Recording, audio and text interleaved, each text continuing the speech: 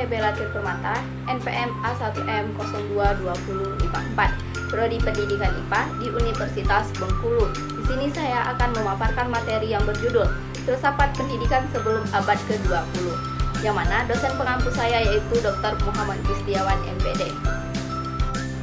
Sebelum kita jauh mengenal bagaimana filsafat pendidikan sebelum abad ke-20, kita harus mengetahui dulu latar belakang munculnya filsafat. Baiklah, latar muncul belakangnya filsafat. Yang pertama yaitu proses mencari tahu itu menghasilkan kesadaran yang disebut pencerahan. Jika proses itu memiliki ciri-ciri metodis, sistematis, dan koheren, dan cara mendapatkannya dapat dipertanggungjawabkan, maka lahirlah ilmu pengetahuan. Kalau ilmu diibaratkan sebagai sebuah pohon yang memiliki berbagai cabang, pemikiran, ranting pemahaman, serta buah solusi, maka filsafat adalah tanah dasar tempat pohon tersebut berpijak dan tumbuh. Baiklah, selanjutnya kita harus mengetahui bagaimana filsafat pendidikan sebelum abad ke-20. Yang pertama, perkembangan filsafat umum, dan yang kedua, perkembangan filsafat pendidikan. Pemikiran Wijnana pada tahun 1986, periode perkembangan filsafat pendidikan dibagi menjadi 4. Yang pertama, filsafat Yunani, yang kedua, filsafat Hindu, yang ketiga, filsafat Islam, yang keempat, filsafat Eropa atau filsafat modern. Filsafat Yunani. Filsafat Yunani sebagai filsafat yang tertua mulai ada sejak munculnya Thales sebagai bapa filsafat yang mengatakan bahwa intisari alam adalah air. Filsuf lain yang sejaman dengan Thales, Anaximenes, berpendapat bahwa dasar pertama atau intisari alam adalah udara, dan Pythagoras berpendapat bahwa dasar segala sesuatu adalah bilangan. Aliran filsafat ketiga filsuf ini disebut juga aliran materialisme. Filsafat Yunani berbeda dari pandangan materialisme, dikemukakan oleh Plato, kemudian dilanjutkan oleh Aristoteles. Aliran filsafat yang mereka kembangkan adalah aliran idealisme.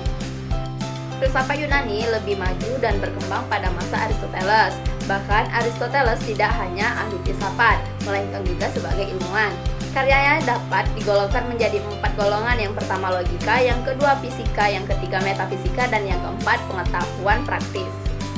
Pemikiran-pemikiran filsafat Plato dan Aristoteles ini kemudian berkembang ke Timur Tengah dan dikembangkan oleh sarjana-sarjana Islam dan membungkusnya dengan baju Islam. Baiklah, logika yang sangat terkenal adalah logika silogisme. Filsafat Hindu sejak abad 10 sebelum Masehi. Perkembangan filsafat Hindu sejalan dengan perkembangan filsafat Yunani. Filsafat Hindu ini tertuang dalam konsep Vedisme, Brahmanisme, dan Buddhisme. Baiklah, di sini saya akan menjelaskan Vedisme adalah keseluruhan alam pikiran India yang merupakan filsafat dan agama. Sedangkan aliran yang berkembang pada Brahmanisme ini adalah Vedanta, Samkhya, dan Yoga. Dan Buddhisme sebagai filsafat didasarkan kepada keyakinan bahwa segala sesuatu yang ada di dunia ini diliputi oleh sengsara. Selanjutnya, Vedisme berhubungan dengan konsep hidup bangsa Arya yang berpindah dari Iran ke tanah datar Sungai Indus. Mereka hidup lebih teratur dan menjaga kemurnian darahnya agar tidak bercampur dengan darah penduduk setempat. Walaupun lama-kelamaan pencampuran darah itu terjadi juga. Pada Brahmanisme berhubungan dengan konsep kasta-kasta dan beberapa alirannya dalam kelompok bangsa Arya yang sudah terjadi percampuran darah dengan penduduk setempat.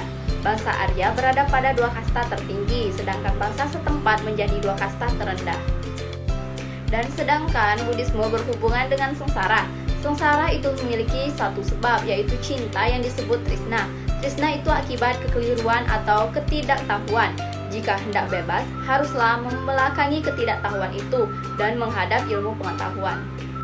Selanjutnya, filsafat Islam. Filsafat Islam sebenarnya berakar pada filsafat Yunani, yaitu ketika seorang penerjemah berkebangsa Yunani yang bernama Hunain pindah ke Irak dan bekerja di istana khalifah dari Daulat Abbasiyah.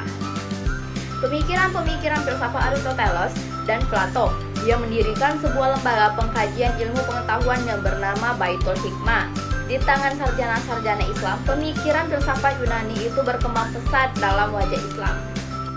Bidang sejarah modern tentu tidak bisa melupakan begitu saja nama Al-Ghazali, Ibnu Sina, dan Al-Farabi di Timur Tengah, dan Ibnu Rushd di tanah Andalusia atau Spanyol.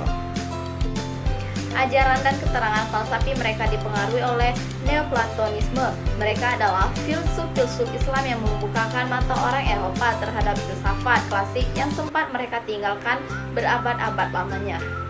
Abad ke-13, orang Eropa mulai menggali kembali filsafat klasik yang sudah berbaju Islam.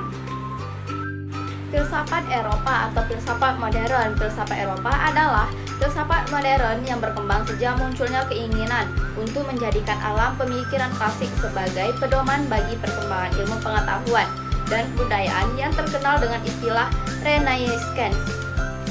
Alam pemikiran klasik Yunani sempat ditinggalkan oleh orang Eropa ketika berlangsungnya Kristenisasi di Eropa. Pada masa Kristenisasi sebenarnya masih ada perkembangan filsafat, tetapi alam pemikirannya dipengaruhi oleh kebudayaan Romawi. Renaissance ditandai oleh kecenderungan pemikiran untuk mengambil kembali alam kebudayaan Yunani yang humanisme. Paham ini memperlihatkan ciri bahwa manusia tidak lagi memusatkan pikiran kepada Tuhan dan surga seperti pada masa Kristenisasi, melainkan kepada dunia yang pusat utamanya adalah manusia. Salah satu pikiran yang perlu dicatat pada masa ini adalah rasionalisme yang diperkenalkan oleh René Descartes pada tahun 1596 sampai 1650. Dia terkenal dengan cogito ergo sum atau artinya saya berpikir maka saya ada. Perkembangan filsafat pendidikan. Pengertian filsafat pendidikan. Filsafat pendidikan adalah pelaksanaan pandangan falsafah dan kaidah falsafah dalam bidang pendidikan yang mencerminkan satu segi dari segi pelaksanaan falsafah umum dan menitikkan beratkan kepada pelaksanaan prinsip-prinsip dan kepercayaan-kepercayaan yang menjadi dasar falsafah umum dalam menyelesaikan masalah-masalah pendidikan secara praktis. Masalah filsafat umum antara lain tentang hakikat hidup yang baik, hakikat manusia yang ingin menerima pendidikan, hakikat masyarakat yang menjalani proses sosial, dan hakikat realitas akhir yang ingin dicapai semua pengetahuan.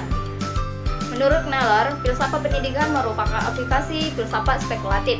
Dinyatakan spekulatif karena berusaha membangun teori-teori hakikat manusia, hakikat masyarakat, hakikat dunia yang sangat bermanfaat dalam menafsirkan data sebagai hasil penelitian sains yang berbeda. Dan dikatakan preskriptif bila filsafat pendidikan menentukan tujuan-tujuan yang harus diikuti dan dicapainya, dan menentukan cara-cara yang tepat dan benar untuk digunakan dalam mencapai tujuan. Filsafat pendidikan dikatakan analitik bila ingin menjelaskan pertanyaan-pertanyaan spekulatif dan preskriptif, seperti menguji rasionalitas yang berkaitan dengan ide-ide atau gagasan-gagasan pendidikan, dan bagaimana konsistensinya dengan gagasan lain. Tinjauan pemikiran permulaan filsafat pendidikan. Pemikiran-pemikiran permulaan filsafat pendidikan berkembang dalam tingkat. Yang pertama, humanisme relativistik, memandang kebenaran tak dapat dicapai. Akhirnya, penampakan kebenaran dapat berlaku sebagai kebenaran itu sendiri. Yang kedua, humanisme ilmiah, memandang pengetahuan mungkin bukan kebajikan, tetapi pengetahuan adalah suatu fondasi yang esensial untuk tingkah laku etis. Dan yang ketiga, humanisme literer, memandang pendidikan dapat menjadikan orang-orang yang berkebajikan secara alamiah lebih efektif dan memproduksi orator yang sempurna, seseorang yang baik yang terampil berbicara. Dari ketiga pemikiran ini, tampaknya yang kuat menjadi pijakan filsafat pendidikan adalah humanisme literer. Pendidikan nasional adalah gagasan untuk tugas melatih warga negara untuk melayani kepentingan-kepentingan utama dari suatu negara nasional. Bagaimana metodologi pendidikan sebelum abad 20? Sejak filsafat ikut menentukan kebijakan-kebijakan dalam pendidikan sampai akhir abad 19, paling kurang ada 3 tonggak utama yang dapat dikenali. Yang pertama yaitu pemikiran Aristoteles, yang kedua Francis Bacon, dan yang ketiga John Stuart Mill dan kawan-kawan. Bagaimana mazhab-mazhab filsafat pendidikan? Mazhab-mazhab filsafat pendidikan yang dapat ditelusuri sebelum abad ke-20 ada 3 mazhab, yaitu mazhab idealisme, realisme, dan materialisme. Yang pertama, mazhab filsafat pendidikan idealisme. Idealisme mengemukakan pandangan bahwa pengetahuan yang diperoleh melalui indera tidak pasti dan tidak lengkap, karena dunia hanya merupakan tiruan belaka, sifatnya maya yang menyimpang dari kenyataan yang sebenarnya. Mazhab filsafat pendidikan realisme. Realisme pada dasarnya merupakan filsafat yang memandang realitas secara dualistis. Menurut filsafat ini, hakikat realitas terdiri atas dunia fisik dan dunia rohani. Kneller membagi realisme ini menjadi 2, yaitu realisme rasional dan realisme naturalis. Mazhab filsafat Filsafat pendidikan materialisme. Latar belakang pemikiran filsafat pendidikan materialisme adalah materi, bukan rohani, bukan spiritual atau supernatural. Materialisme klasik yang dipelopori Demokritos pada tahun 460 sampai 360 sebelum Masehi disebut juga atomisme. Cabang materialisme yang banyak diperhatikan dan menjadi landasan berpikir adalah positivisme. Menurut positivisme, kalau sesuatu itu memang ada, maka adanya itu adalah jumlahnya. Jumlah itu dapat diukur, segala yang ada dapat diamati dan diukur. Sebaliknya, segala yang tidak dapat diamati atau diukur secara ilmiah berarti tidak dapat dipelajari secara positif. Baiklah, itu saja pemaparan materi dari saya hari ini. Saya akhiri. Wassalamualaikum warahmatullahi wabarakatuh. Dan jangan lupa like, comment, and subscribe-nya ya. Dadah.